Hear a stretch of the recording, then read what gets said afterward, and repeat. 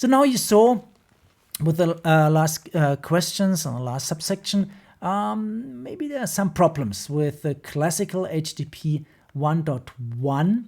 So there might be some good reasons for improvement. Remember, HTTP 1.1, you send a request, you establish a TCP connection, you get the response, you tear down the connection. You send the request, you establish, three-way handshake, tear down. If you have 1,000 links on your web page, you create 1,001 connections for the page and for all the links, etc., etc.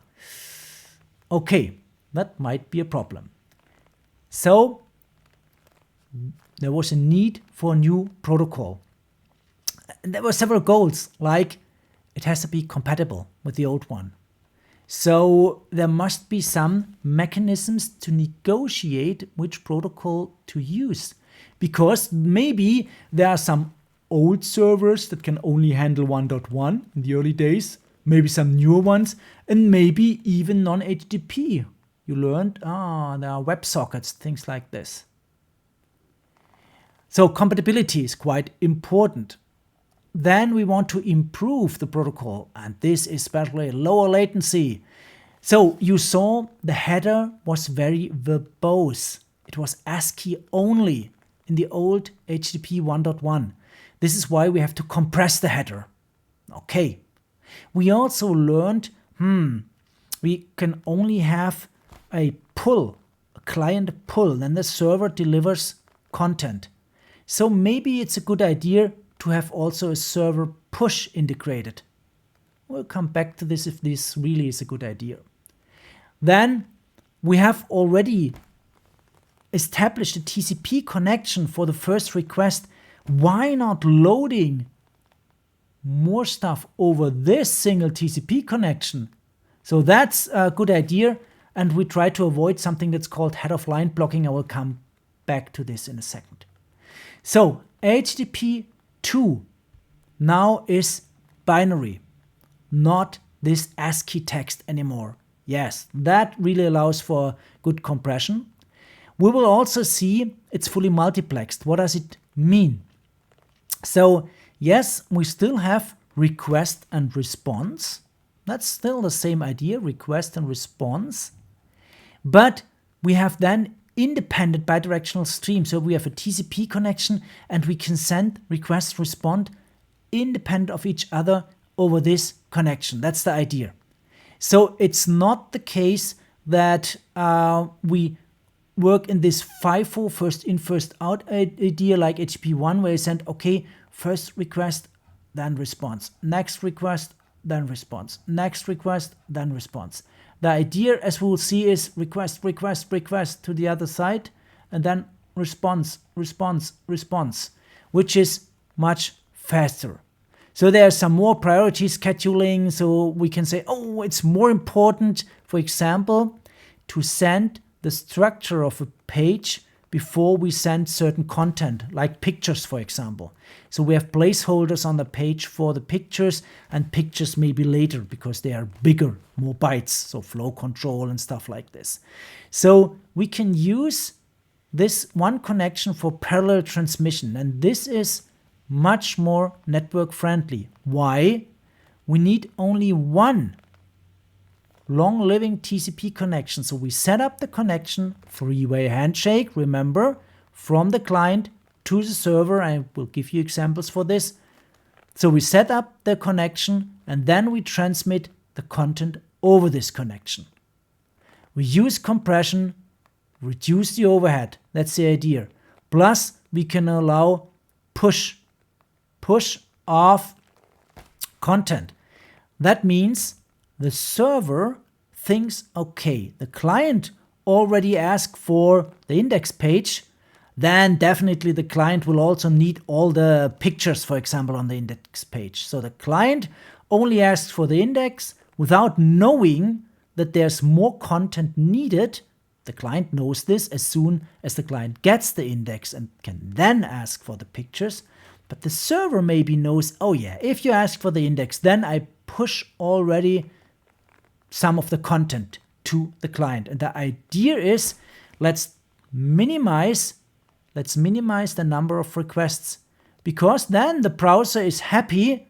For example, if the browser, see maybe the browser only asks here for, okay, let's, for example, request the index, and then you get the index and immediately content.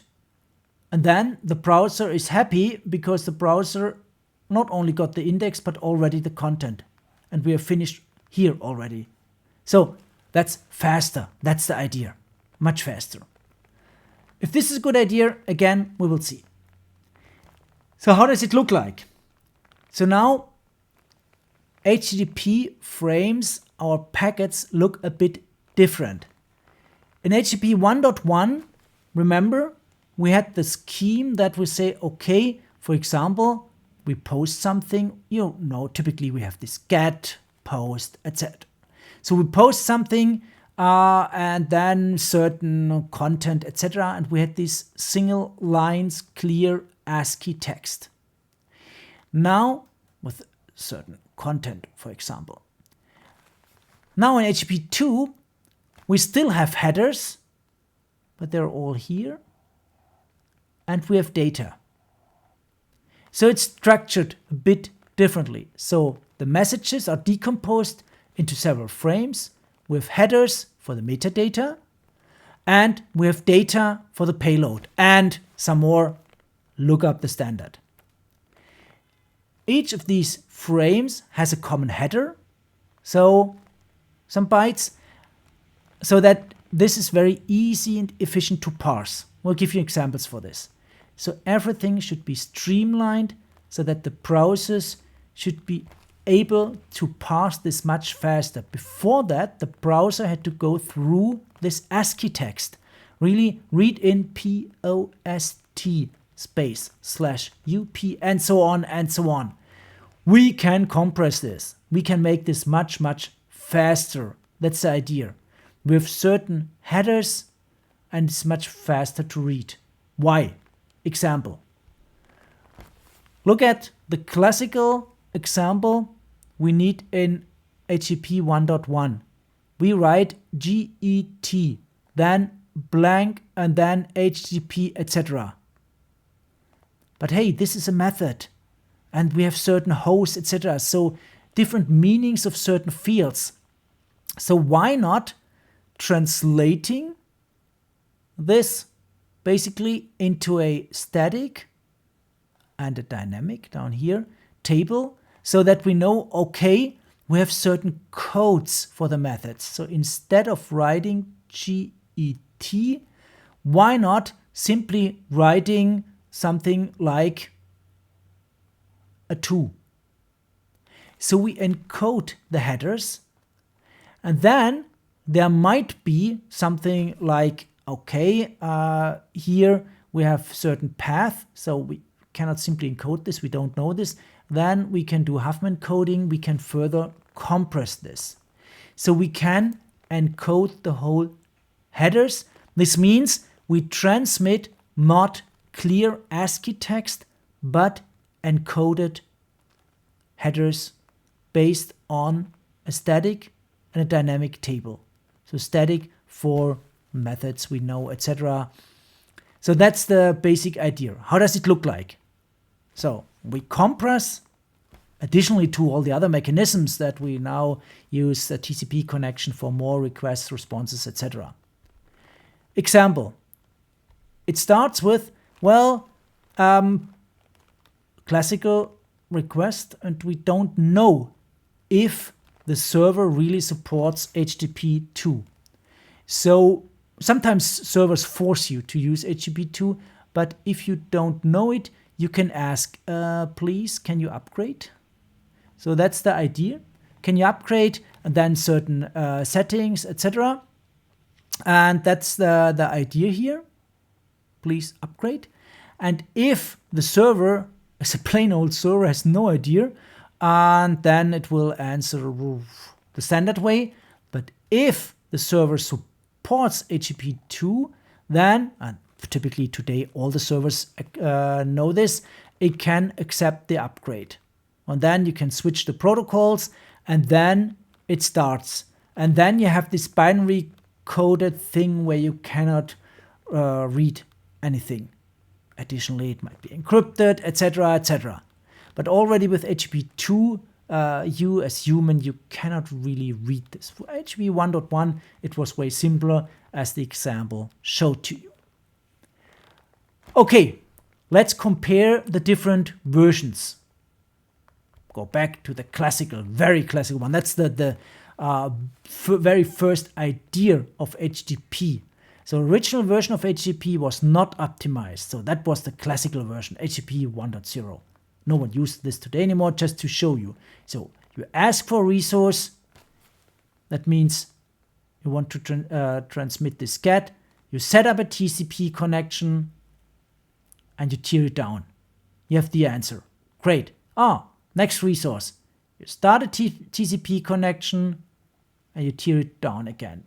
Start the next one, tear it down. So for the 3 elements, index, style sheets, and a picture, you need 1 TCP connection for each. So that's the idea. Okay, don't use this anymore. Not a good idea. Then we have the classical one, HTTP 1.1, and this can do better.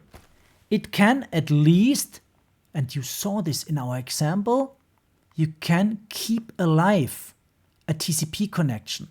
So without any additional things, we can keep a connection alive. And you see this, a single TCP connection can be used in this case for these 3 transmissions. This already saves us handshakes. So no additional 3-way handshakes, only a 3-way handshake in the very beginning, then transmitting. Okay, then tearing down the connection. Okay, so that's quite a good idea. So what else can we do?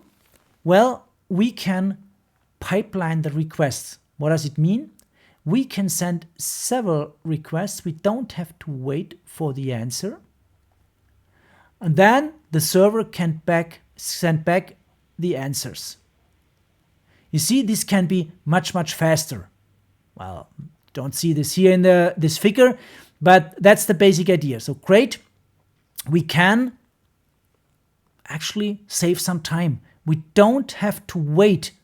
So you see on the left-hand side, you see we have to wait here, and then we have the answer for the green request, this get index, and this takes some time. Okay, that's good, but still we might have a problem. For example, and now we come into this head of line blocking. We have a single TCP connection. What happens if you drop something here? If you drop a packet here, some data, due to whatever, you know that TCP is transferred via IP, and maybe you drop an IP packet, then TCP is not allowed to already, well, it cannot give anything to the application here, but why not giving the style sheet already in the picture to the browser? No, that's not possible, because TCP, as you should know, is a reliable protocol that delivers all the bytes of a byte stream in order. Okay, so if something like this happens and TCP notices this, then TCP has to request a retransmission, and then we perform a retransmission of this data, and then we can deliver the results. So this is the head of line blocking. If in the beginning or somewhere in the middle you drop a packet, you cannot deliver the remaining parts, although everything was fine, to the application. That's a problem. We'll come back to this when we talk about HTTP 3. So with HTTP 2, we can do a bit more. We can do what's called a full pipelining. Compare the example here, the second example, with the third one. You see that we can mix or multiplex here the responses, they do not have to be in the same order as the requests. Why not? It's up to the server to decide, for example, well, it's more important first to transmit the style, then the JPEG, and then the index. Just an example. If this makes sense, that's something completely different.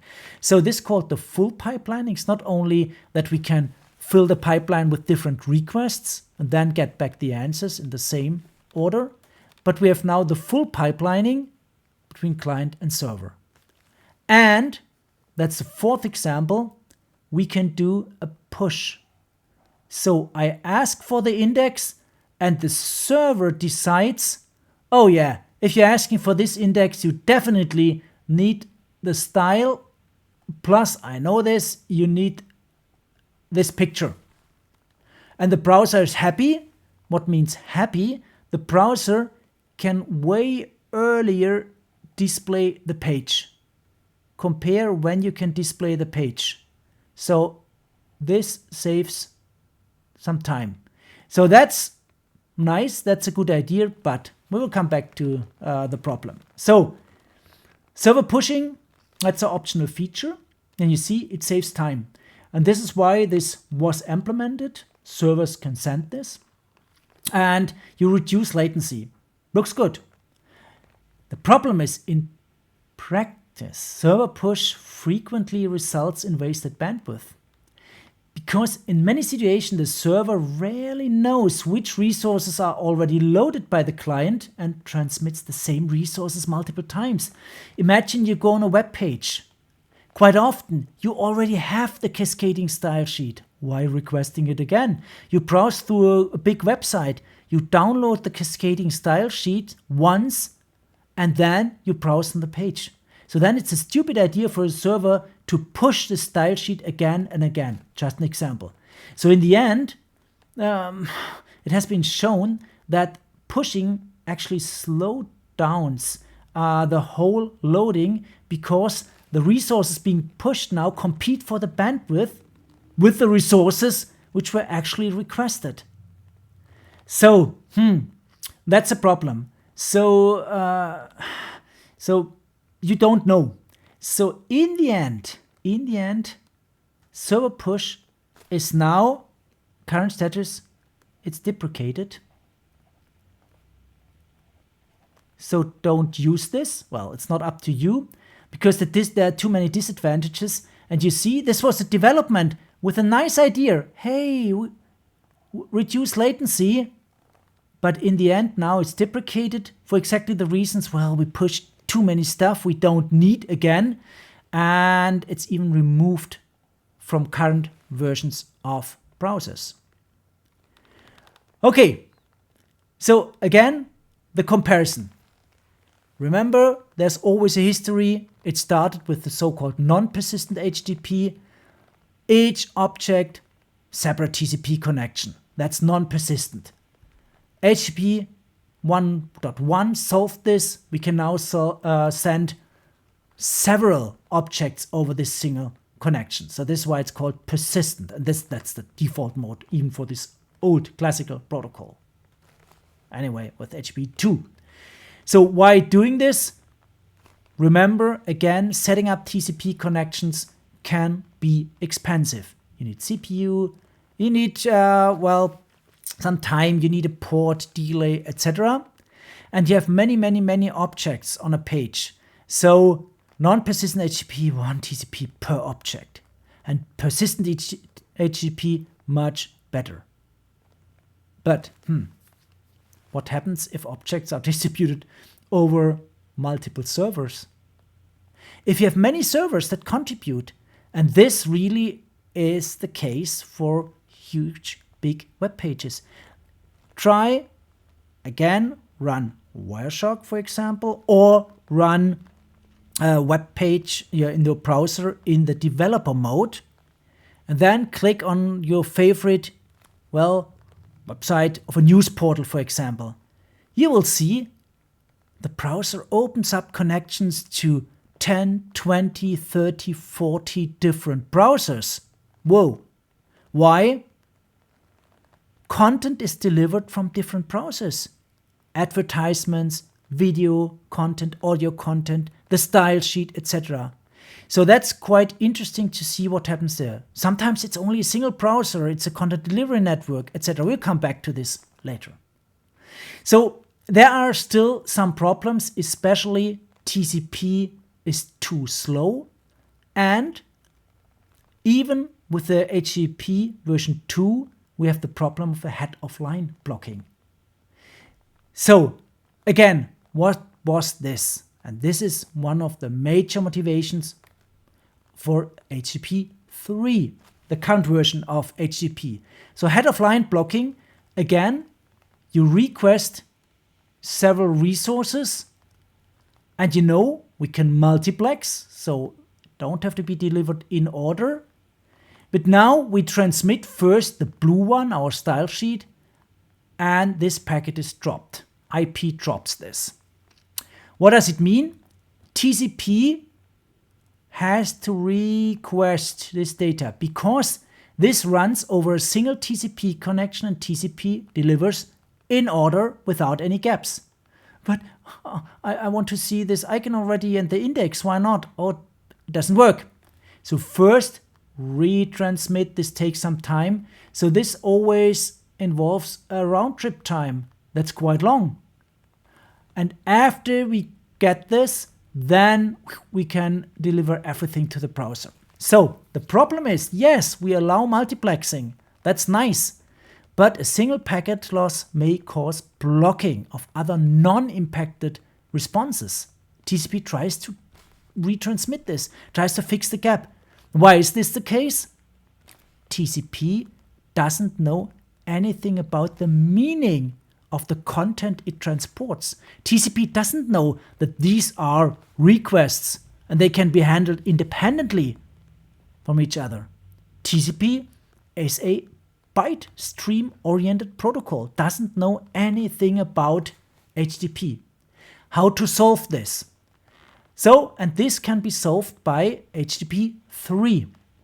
HTTP 3 currently used by roughly 1/3, so I would say HTTP 2 is 1/3 of the internet connection, 3 is 1/3, something like this, etc. So HTTP 3 solves the problem by using a different protocol called QUIC. QUIC, I will come back to this later when we handle different layer 4 protocols. And QUIC is placed on top of UDP, no more TCP. And if we use UDP, use a datagram protocol, we don't have this reliable byte stream oriented without any gaps protocol TCP. But UDP is similar to IP, but layer 4, so we have ports. We don't care. If there's a gap, we don't care. And QUIC uses UDP and integrates security. And the idea there is we do not change the semantics, so that's the same. So it's still what we transport still looks like HTTP 2, etc. And that's the idea. But now you see on the right hand side HTTP 3, not 2 anymore. But we use now integrate TLS and we use this QUIC, this protocol. I will come back in more detail to QUIC, as I said, on layer 4. For now, it's enough to know that, okay, no more TCP, we use UDP on top of IP, which makes things faster. We'll see why UDP is faster. Well, yeah, no three-way handshake, no retransmissions. Yeah, it's unreliable. Yes, no wonder you can be faster. But that's one of the ideas. QUIC, so no more handshakes. Plus, there can be special DNS entries. Oh, why DNS? Now this mixes many concepts. Yes, we saw with HTTP 2, we start with 1.1 and ask, oh, can we go to HTTP 2 and then we switch? Why not integrating into the DNS entries that we can use HTTP 3? So you saw when we request a web page, the first thing we have to do is, oh, okay, our web server is www.xyz.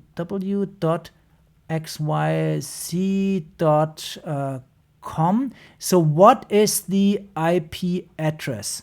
And this is, you all know this, where we use DNS. And then we get in the A record we get the address. Why not having a special DNS entry that also tells us, hey, and by the way, please go for HTTP3. So we use DNS not only for telling us the address, but also a protocol version. Because what is DNS? It's a distributed database that can tell you everything. The name of the system administrator, the geolocation of the server, but also, hey, using HTTP3. And this even further reduces the load, because directly after the DNS request, we know that we can immediately start with HTTP3. We don't have to negotiate this.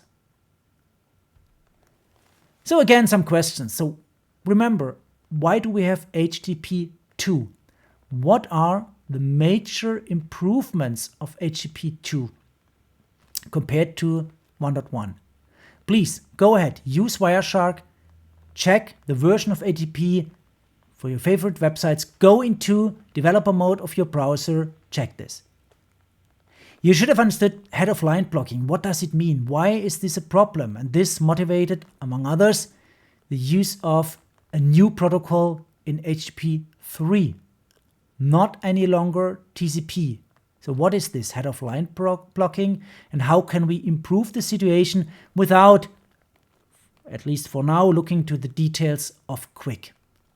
Then we had something like server push. I said this was introduced. Now it's deprecated again. Why? What are the problems? It was a good idea? Maybe not.